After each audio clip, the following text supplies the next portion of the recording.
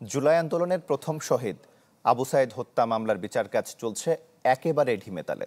ট্রাইব্যুনালের নিয়মকানুন ধরতে না পারায় সব পক্ষই এক ধরনের হিমশিম খাচ্ছেন মামলার প্রত্যেকটি স্টেজে।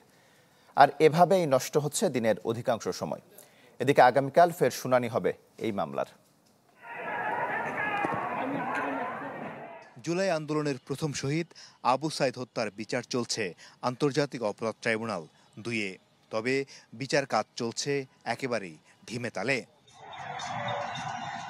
রংপুর বেগম রোকেয়া বিশ্ববিদ্যালয়ের শিক্ষার্থী আবু সাইদ হত্যা মামলায় আসামিপক্ষের অভিযোগ গঠনের শুনানির দিন ধার্য ছিল মঙ্গলবার, কিন্তু আন্তর্জাতিক অপরাধ ট্রাইব্যুনাল আইন অনুযায়ী ট্রাইব্যুনাল 10:30টায় বসার কথা থাকলেও ট্রাইব্যুনাল বসে 11:30টায়।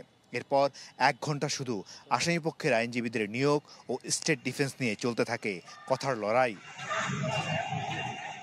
এরপর 12:30টায় শুরু হওয়া বিচার কাজ চালিয়ে নিতে গিয়ে দেখা যায় আসামিপক্ষের অনেক আইনজীবী প্রস্তুত নন। মামলায় বেগম রোকেয়ার প্রক্টরের এলোমেলো যুক্তি নিয়ে প্রশ্ন তোলেন ট্রাইব্যুনালের চেয়ারম্যান। তবে শুরু থেকেই ট্রাইব্যুনালের বিচারকদের স্যার সম্বোধন করায় কিছুটা বিব্রত হন ট্রাইব্যুনাল। এদিন প্রায় ট্রাইব্যুনালকে 100 বারের মতো স্যার ডাকেন আইনজীবী আমিনুল গনি টিটো। আর এত অনিয়ম ও ঢিমেতালে চলা বিচার কাজের পরও প্রসিকিউশন বলছে সঠিকভাবে চলছে বিচার কাজ। তদন্তকারী কর্মকর্তা থরো ইনভেস্টিগেশন করেছেন, ইনভেস্টিগেশন করার পর রিপোর্ট দাখিল করেছেন। সেই ইনভেস্টিগেশনের রিপোর্টের উপর ভিত্তি করে আমরা ফরমাল চার্জ দাখিল করেছি। আমাদের ভিডিও ফুটেজ আছে, সিসি ক্যামেরা আছে, সিডিআর আছে, আমাদের কাছে যথেষ্ট ডকুমেন্ট আছে এবং চার্জ গঠন না হওয়ার মতো কোনো উপাদান আছে বলে আমরা মনে করি না। অবশ্যই চার্জ হবে।